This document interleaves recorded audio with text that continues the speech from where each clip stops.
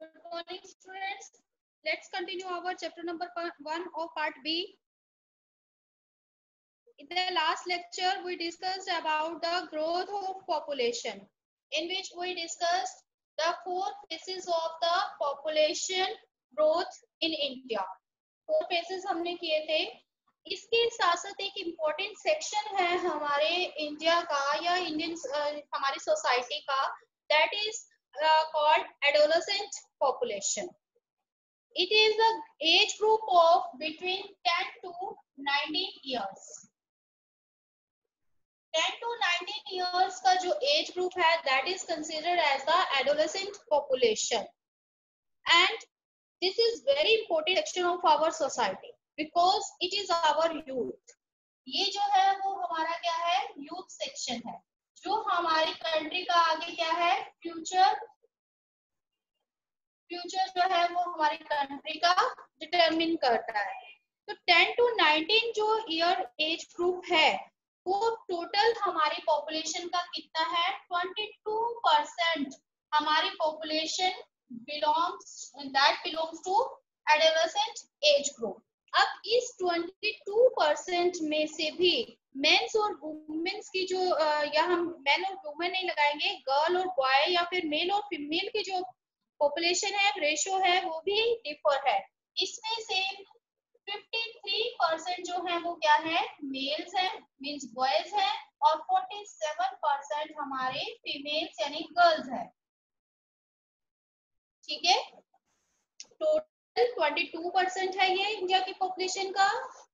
इसमें से 53% मेल है और 47% जो है वो फीमेल है. ये जो सेगमेंट है that is full of energy. ठीक है, इस सेक्शन में क्योंकि ये हमारा जो है ग्रोइंग ईयर्स होते हैं, तो इसमें जो यूथ है वो क्या होता है, that is full of energy and potential. किसी भी कंट्री की इकोनॉमी जो है वो यूथ पर डिपेंड करती है, क्योंकि यही जो है वो हमारे आगे चलकर क्या बनती है, वर्किंग पॉपुलेशन बनती है.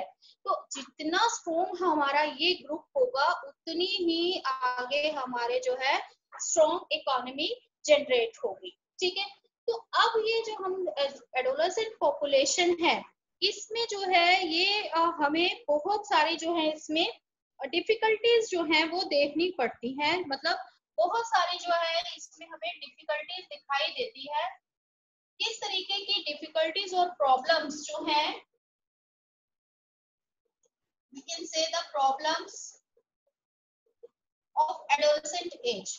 प्रॉब्लम्स जो हैं वो हमारी कंट्री को इस यूथ से रिलेटेड फेस करनी पड़ती है. सबसे पहले कि ये जो अगर इस यूथ को, क्योंकि अगर आप जैसे कहते हो कि ये जो है हमारा इनिशियल स्टेज होता है, इस स्टेज में हम जिस भी संगत में, जिस भी सोसाइटी में पड़ जाते हैं, जैसा हमारा जो एटमॉस्फेयर होगा उसी तरीके का आगे हमारा जो है कैरेक्टर बन जाएगा, है ना. अगर हम इस एज में अगर हम राइट डायरेक्शन में जा रहे हैं तो आगे हमारी लाइफ जो है वो स्मूथ और राइट डायरेक्शन में जाएगी. ठीक है, लेकिन यही एज होती है कि जब आप जो है गलत संगत में पड़ जाते हैं. और यही वजह है कि हर टीचर जो है वो आपको एजुकेशन के साथ साथ ये चीजें भी बताता है कि आपको क्या करना चाहिए और क्या नहीं करना चाहिए. क्योंकि जो हमारी ये एज होती है, इसमें क्या होता है, हमारे बॉडी में बहुत ज्यादा एनर्जी होती है. अब ये एनर्जी अगर हम किसी राइट डायरेक्शन में नहीं लगाएंगे, वो एनर्जी बॉडी में तो रहेगी नहीं, वो कहीं ना कहीं रिलीज होना चाहिए. अगर आप उस एनर्जी को राइट डायरेक्शन में लगा दोगे, ठीक है, तो वो आपको अच्छा पे करेगी.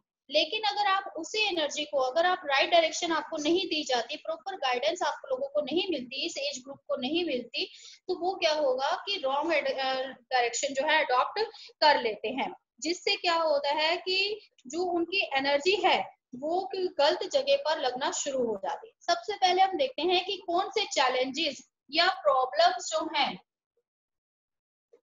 हमारे सामने है इस एडोलेसेंट पॉपुलेशन को लेकर. इंडिया के सामने कौन कौन से मेन प्रॉब्लम्स और चैलेंजेस हैं इस एडोलेसेंट पॉपुलेशन को लेकर. सबसे पहला जो प्रॉब्लम है वो है लोअर मैरिज। ठीक है, पहले क्या किया जाता था कि जो मोस्टली गर्ल्स की लोअर एज पे ही मैरिज कर दी जाती थी। ठीक है, तो ये एक सबसे बड़ी प्रॉब्लम थी कि उनको शुरू में ही जो है घर गृहस्थी और इसके काम में एंगेज कर दिया जाता था। लेकिन इसके लिए अब हम लोगों ने क्या बनाया है, हमारी गवर्नमेंट ने लॉ बना दिया है ना, एज जो है फिक्स कर दी है। दूसरी प्रॉब्लम जो है वो है illiteracy. Illiteracy specially in women. अगर आप इंडियन सोसाइटी को आज भी देखोगे, आज तो बहुत सारे चेंजेस आ गए, लेकिन अगर आप कुछ सालों पहले, कुछ दशक पहले आप इंडियन सोसाइटी को स्टडी करोगे तो वहां पर गर्ल्स के एजुकेशन को जो है प्रमोट नहीं किया जाता था। हमने पहले के चैप्टर्स में भी पढ़ा। तो हमारे यहाँ पर लिटरेसी रेट जो है वो वुमेन्स की या गर्ल्स की बहुत कम थी। तो इलिटरेसी होने के कारण भी लोगों को अपने अच्छे बुरे का नहीं पता, स्पेशली फीमेल्स। फिर थर्ड आती है इसमें problem school drop out. School drop out की बहुत सारे पेरेंट्स जो हैं जो अफोर्ड नहीं कर पाते, वो अपने बच्चों को स्कूल्स में नहीं भेजते। स्कूल में ना भेजने के कारण भी जो है यहाँ का स्कूल ड्रॉप आउट रेशियो जो है वो बहुत ज्यादा रहता है। दूसरा है, फोर्थ है लो इनटेक ऑफ न्यूट्रिएंट्स।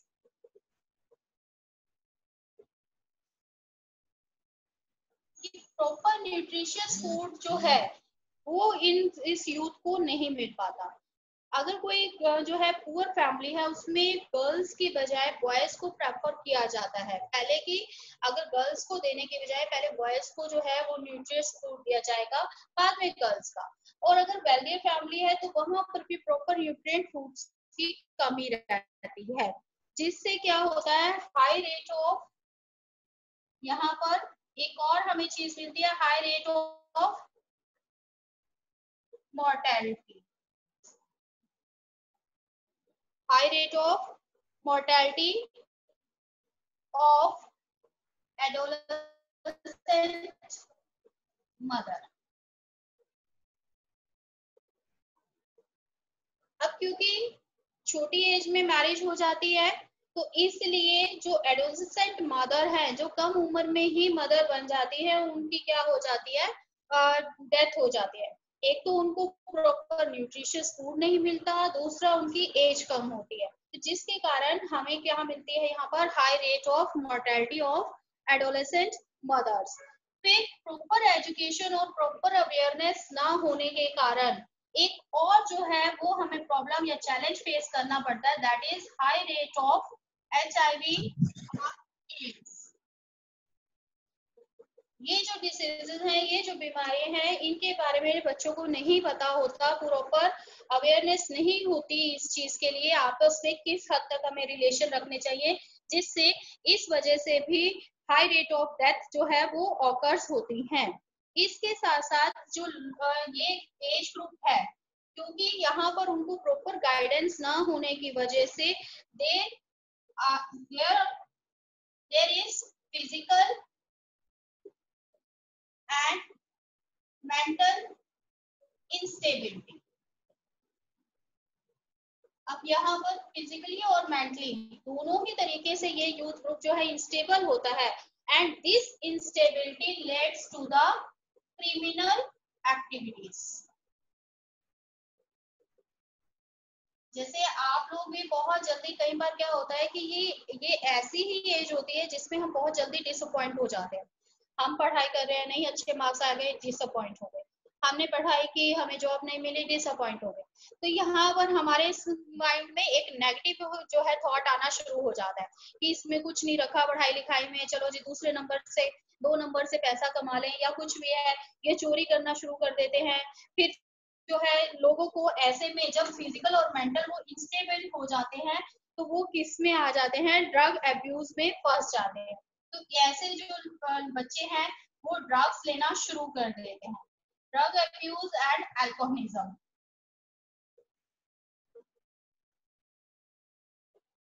ये ऐसे जो है उनको हैबिट्स पड़ जाती हैं कि वो ड्रग्स और अल्कोहल लेना शुरू कर देते हैं, और अपनी इन जरूरतों को पूरा करने के कारण कई बार वो क्रिमिनल एक्टिविटीज में भी एंगेज हो जाते हैं। So these are the some challenges in front of us regarding the adolescent population. अब इस चैलेंजेस को रिमूव करने के लिए हमारी गवर्नमेंट ने क्या किया, बहुत इंपॉर्टेंट क्वेश्चन है ये पूरा टॉपिक आपका, चैलेंजेस क्या है और इसके लिए गवर्नमेंट ने क्या स्टेप लिए हैं। तो our government made a youth policy that is called National Youth Policy।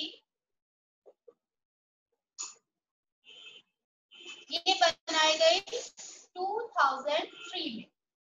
आपसे ईयर पूछ लिया जाता है कई बार इसका कि ये जो यूथ पॉलिसी है वो कब बनाई गई, नेशनल यूथ पॉलिसी इन 2003। अब इस यूथ पॉलिसी के क्या मेन एम थे, ठीक है, कि इसके मेन एम जो है वो क्या थे। सबसे पहले मेन एम था all round improvement,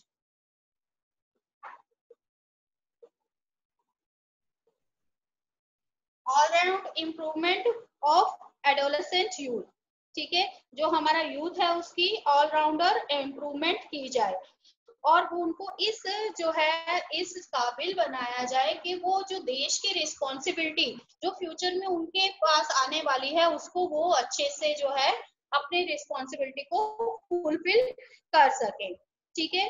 second, to make the responsible citizens.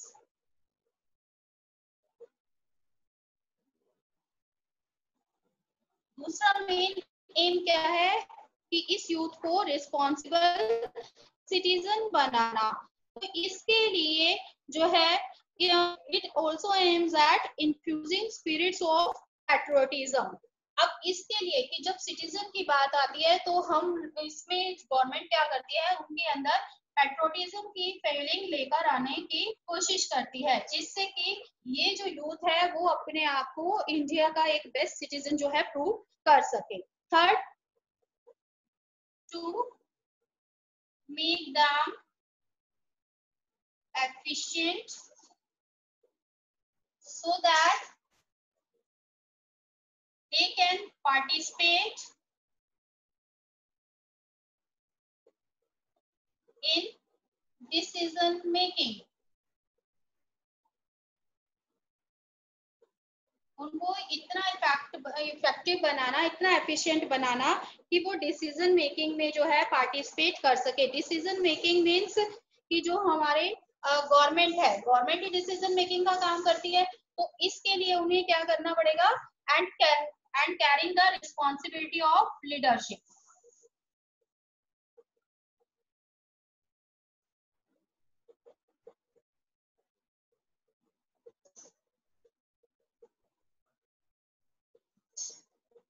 एक अच्छा सिटीजन जो है वही एक अच्छा लीडर भी बन सकता है और वही जो है एक गवर्नमेंट पे या कंट्री के लिए डिसीजन मेकिंग का काम कर सकता है। इसके लिए साथ साथ इसके साथ साथ क्योंकि हमने देखा कि मेन जो प्रॉब्लम है वो गर्ल चाइल्ड की है, तो इसके लिए गर्ल चाइल्ड को क्या किया गया, एम्पावर्ड किया गया, यानी कि एम्पावर द गर्ल्स, गर्ल्स को इतना सशक्त बनाना through the education and training कि वो अपने काउंटर पार्ट यानी कि अपने मेल्स के साथ, अपने हस्बैंड्स के साथ जो है वो इक्वली जो है पार्टिसिपेट कर सके, उनके इक्वली जो है परफॉर्म कर सके। इसके लिए जो है special efforts were made to look into youth health. इसके साथ साथ इनकी यूथ हेल्थ की तरफ उनके स्पोर्ट्स, अब आपको स्पोर्ट्स कोटा मिलता है, आपके टाइमली जो है स्पोर्ट्स होती है नेशनल स्टेट डिस्ट्रिक्ट लेवल्स पर, ठीक है, स्पोर्ट्स रिक्रिएशन एंजॉयमेंट के लिए आपको लेके भी जाया जाता है, आपके लिए जो है सिनेमा हॉल्स और ये सब खोले गए हैं, क्रिएटिविटी, इन सब चीजों में जो है यूथ को एंगेज किया जाता है ताकि इसके साथ साथ वो क्या कर सके, इन सब चीजों के सपोर्ट से दे कैन परफॉर्म इन और innovate in science and technology. उनको इतना अवेयर कर दिया जाता है, उनको इतना एम्पावर किया जाता है कि they can innovate in science and technology field. So this is all about the growth of population. Now the last section of our chapter is composition. So the question is the what are adolescent age group? What are the challenges for this group and the steps which are taken by our government for the improvement in adolescent age group? Next section is population composition. Population composition. इसका आपने third chapter जो है वो पूरा किया था. Population composition में हम क्या क्या पढ़ते हैं? इसमें जो है हम जो हमारी पॉपुलेशन है उसकी कैरेक्टरिस्टिक्स के बारे में पढ़ते हैं, like age, sex, place of residence, language, religion, marital status, literacy rate, education and occupation structure. ये सारा जो है वो हमारा किसके अंदर आता है? पॉपुलेशन कॉम्पोजिशन, कि किसी देश की पॉपुलेशन की क्या कैरेक्टरिस्टिक्स है. तो इसमें हम इसके रूरल अर्बन कॉम्पोजिशन पढ़ेंगे, लिंग्विस्टिक कॉम्पोजिशन जो है वो भी हम इसमें देखेंगे, और इसके साथ साथ हमारे यहाँ की जो वर्किंग पॉपुलेशन है यानी ऑक्यूपेशनल स्ट्रक्चर, ये 3 जो टॉपिक है वो इसमें हम कवर करेंगे. सबसे पहले आते हैं हम rural urban composition.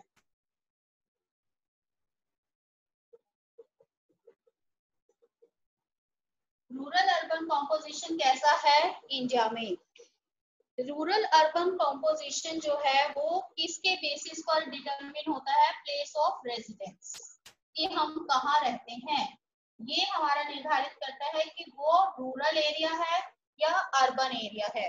Rural area जैसे हम बहुत डिटेल में नहीं जाएंगे क्योंकि हम पहले कर चुके हैं. Rural area means villages and urban considered as a town और सिटीज. ठीक है, यहाँ पर आपने देखा था कि यहाँ पुश फैक्टर वर्क करता है और यहाँ पर पुल फैक्टर करता है. ये थे ना पुश एंड पुल फैक्टर, कि यहाँ पर जो है फैसिलिटीज कम है, ठीक है, यहाँ पर जो है एजुकेशन फैसिलिटीज नहीं है, हेल्थ फैसिलिटीज नहीं है, जॉब फैसिलिटीज नहीं है, तो ये पुश फैक्टर का वर्क करता है. अर्बन एरिया में ये सारी फैसिलिटीज होने के कारण that attracts the population towards it, so it is applicable in pull factor. इसके साथ साथ हमारा जो ऑक्यूपेशनल स्ट्रक्चर है वो भी हमने देखा था रूरल अर्बन डिफाइन करता है. रूरल एरियाज में मोस्टली जो लोग हैं वो प्राइमरी एक्टिविटीज में एंगेज रहते हैं. अर्बन एरियाज में सेकेंडरी और टर्शरी एक्टिविटी में जो है लोग एंगेज होते हैं. ठीक है, ये सारे हमने किए थे. इसके साथ साथ जो रूरल पॉपुलेशन है उसमें लोगों का सोशल कांटेक्ट बहुत अच्छा होता है, सोशली कनेक्टेड होते हैं लोग. बट यहाँ पर जो है आइसोलेशन जो लाइफ है, बहुत ही फॉर्मल सोशल कांटेक्ट जिसको हम कह सकते हैं, फॉर्मल सोशल कांटेक्ट हमें मिलते हैं. आप किसी गांव में चले जाओ, गांव एक पर्सन को सारे गांव के पर्सन्स के बारे में पता होगा, किसी से पता पूछ लो. अर्बन एरिया में अपनी गली के भी लोगों के बारे में हमें नहीं पता होगा. तो यहाँ पर सोशल कनेक्टेड होते हैं, सोशली कनेक्टेड हैं लोग, लेकिन यहाँ पर फॉर्मल सोशल कनेक्शन हमें मिलते हैं. ट्रेड ट्रांसपोर्ट फैसिलिटीज जो है वो विलेजेस में कम है, अर्बन एरियाज में ज्यादा है. ये सारा पहले हम पूरी डिटेल में कर चुके हैं. Just a general recap. Now rural population का क्या स्टेटस है इंडिया में? कितनी पॉपुलेशन जो है हमारी रूरल एरियाज में है? अब सबसे पहले कि हमारी अगर more than 70% population engage in agriculture activity, so the India is also a primary country of villages. India जो है विलेजेस की कंट्री है. हमारी 2/3 पॉपुलेशन जो है वो किस में रहती है? रूरल एरियाज में रहती है. अकॉर्डिंग टू 2011 833.08 मिलियन जो पॉपुलेशन है that is rural population. 1210.1 population में से 833.08 मिलियन पॉपुलेशन कैसी है, विलेजेस में रहती है. It account 68.84% of our total population. Total population का 68.84 जो है कंसिस्ट करती है. 31.16 ओनली 31.16% पॉपुलेशन क्या है हमारी अर्बन पॉपुलेशन है. ये हमारी रूरल पॉपुलेशन. अब इस रूरल पॉपुलेशन में भी हमें रीजनल वेरिएशन देखने को मिलता है. सभी स्टेट्स में एक जैसे रूरल पॉपुलेशन या विलेजेस नहीं है. इसमें अगर हम सेंसस वही 2011 लेंगे जो हमारा लेटेस्ट सेंसस है अभी, उसके अकॉर्डिंग हाई परसेंटेज जो है हमें किस में मिलता है, हिमाचल प्रदेश.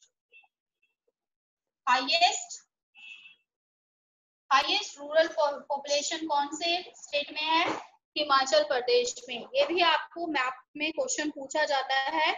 That is 89.96%. सबसे ज्यादा रूरल पॉपुलेशन है हिमाचल प्रदेश में. और इसके बाद जो है नेम आते हैं Bihar, Sikkim, Nagaland, Tripura, Meghalaya, Assam, Orissa. Mostly all the northern eastern states that consists 80% of their population as a rural population. इसके साथ साथ जम्मू एंड कश्मीर, राजस्थान, उत्तर प्रदेश, अरुणाचल प्रदेश, मणिपुर, झारखंड, छत्तीसगढ़, ये सारे जो हैं इनमें 3/4 पॉपुलेशन जो है इनकी किसमें रहती है, रूरल पॉपुलेशन में रहती है. अगर हम नॉर्दर्न स्टेट की बात करें तो हरियाणा एंड वेस्ट बंगाल. हरियाणा एंड वेस्ट बंगाल की पॉपुलेशन जो है वो 60. अगर हम नॉर्दर्न स्टेट में आए तो हरियाणा और वेस्ट बंगाल की 65% जो पॉपुलेशन है वो कहाँ रहती है, रूरल एरियाज में रहती है. इसके साथ साथ गोवा, तमिलनाडु, लक्षद्वीप, महाराष्ट्र, इनमें एवरेज रहती है 50 to 60. और जो हमारी कैपिटल सिटी है दिल्ली, वहां पर ओनली 2.5%. दिल्ली की सिर्फ 2.5% population that belongs to the rural areas. ठीक है. तो यहाँ पर आपके ये जो है एक जनरल आपको व्यू दिखाया जाता है. तो यहाँ पर ये मोस्टली सबसे ज्यादा जो विलेजेस हैं that is in Arunachal Pradesh, sorry Kerala. जो विलेजेस हैं, number of villages that are not equal throughout the India. There is a regional variation in the number of villages also. Villages के नंबर में, यहाँ तो पॉपुलेशन की हम बात कर रहे हैं, विलेजेस जो हैं वो भी हमारे इंडिया में सेम नहीं है. अकॉर्डिंग टू 2011 जो विलेजेस हैं that are 6,40,000. Number of villages कितने हैं टोटल,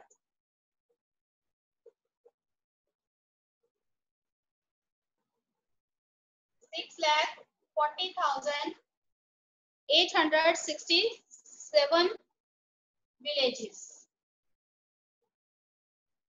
ठीक है. इसमें हमें डेंसिटी जो है वो डिफर मिलती है विलेजेस की भी. ये डेंसिटी जो है वो 207 पर्सन्स, सबसे कम जो है 207 पर्सन से लेकर हमें 15,476 पर्सन पर स्क्वायर किलोमीटर तक की हमें डेंसिटी जो है वो मिलती है. ठीक है. That is in Arunachal Pradesh and that is in Kerala. So density is also differ or vary from state to state. अब यहाँ पर जो ग्रोथ रेट है रूरल पॉपुलेशन की वो कुछ दशकों से जो है वो कम होती जा रही है, क्योंकि due to the industrialisation and urbanisation people are migrating towards the cities की तरफ वो माइग्रेट हो रहे हैं. दूसरा रूरल एरियाज में जो है वो क्या हो रहा है, मोर्टेलिटी रेट इंक्रीज है. तो जिसकी वजह से रूरल एरियाज की पॉपुलेशन ग्रोथ रेट जो है वो क्या हो रही है, डिक्लाइन हो रही है. ये नहीं कि बहुत ज्यादा डिक्लाइन हो रही है, स्लाइड सा डिफरेंस आ रहा है, लेकिन ओवरऑल जो है वो ग्रोथ रेट कम हो रही है और अर्बन एरियाज की इंक्रीज हो रही है. अब हम बात करते हैं अर्बन पॉपुलेशन. अर्बन पॉपुलेशन का क्या स्टेटस है इंडिया में.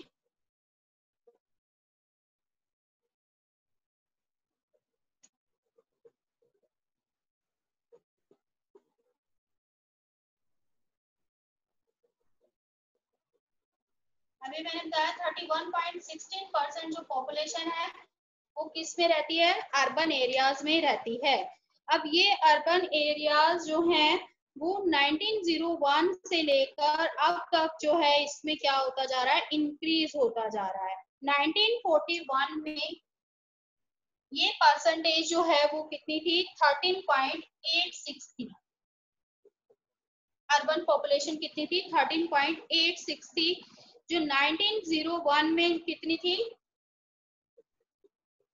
10.85%। 1941 में बढ़कर ये 13.86 हो गई। इसके बाद जो है इसमें जंप आया 1951 में, सडनली ये जो है 17.29% हो गई, और अब अकॉर्डिंग टू 2011 इट इज 31.16%। तो कंटिन्यूसली जो है अर्बन पॉपुलेशन में क्या आ रहा है, इंक्रीज आ रहा है। तो अगर हम लास्ट सारे डाटाज उठाकर देखें तो 1901 से लेकर 2011 तक इसमें जो है 15 टाइम्स का जो है इंक्रीज हुआ है। 15 टाइम्स जो है वो इसमें इंक्रीज हुआ है, यानी कि जो हमारी average growth rate of urban population है उसमें कितने परसेंट जो है वो इंक्रीज हो रही है, किस रेट से, 100 से भी ज्यादा जो है वो परसेंट की इसमें इंक्रीज हमें मिल रहा है पर एनम। ठीक है, अब इसमें सबसे ज्यादा जो है हमें रीजनल वेरिएशन इसमें भी हमें दिखाई देता है। कुछ स्टेट्स हैं जैसे कि चंडीगढ़, दिल्ली, हरियाणा, अरुणाचल प्रदेश, सिक्किम, नागालैंड, तमिलनाडु, इनमें जो है हमें हायर रेट ऑफ ग्रोथ मिलता है अर्बन पॉपुलेशन का, क्योंकि ये सारे जो हैं वो क्या हैं, डेवलप्ड एरियाज हैं जिनमें अर्बन पॉपुलेशन हमें ज्यादा दिखाई देती है। अब ये तो हमारी हो गई अर्बन पॉपुलेशन। एक टर्म आती है आपकी अर्बनाइजेशन।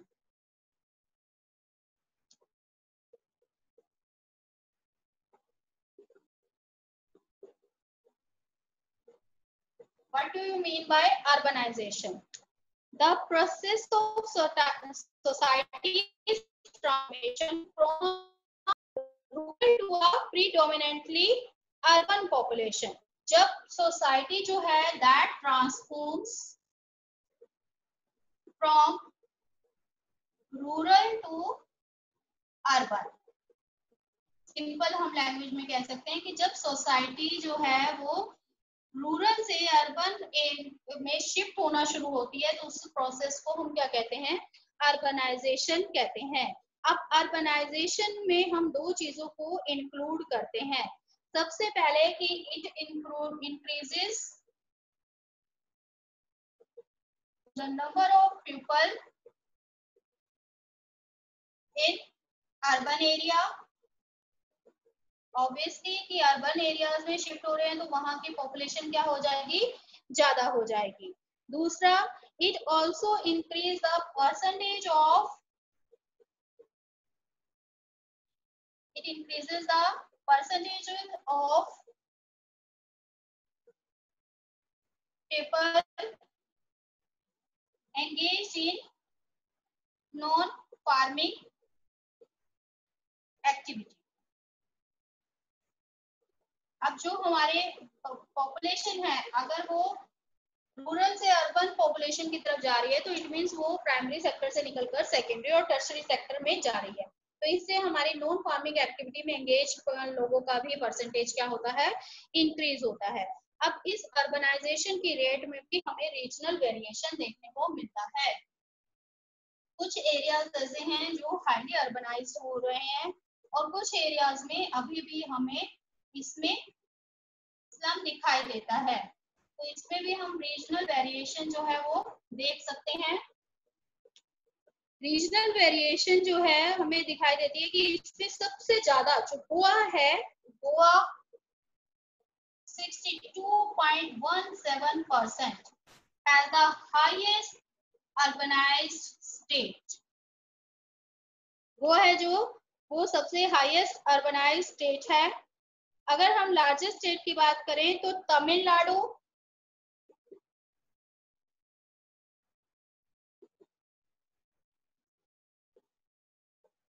तमिलनाडु में 48.45% जो लोग हैं वो किसमें वो सॉरी 48.45 जो है अर्बनाइजेशन हो रहा है। इसके साथ साथ इसके बाद आता है केरला, महाराष्ट्र, गुजरात, कर्नाटका, पंजाब में 37.49% अर्बनाइज हुआ है। Himachal Pradesh has the lowest urbanisation कहाँ हुआ है? Himachal Pradesh.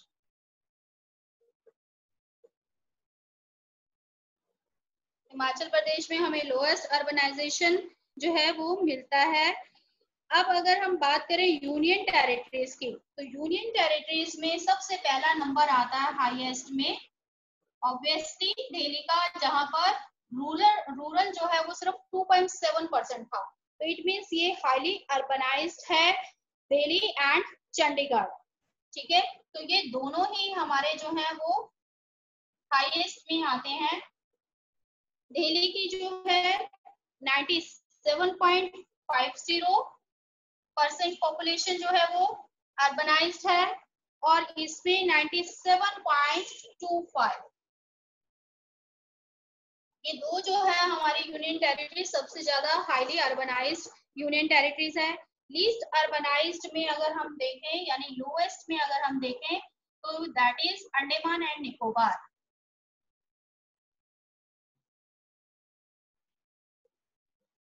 It is least urbanized, only 35.6%.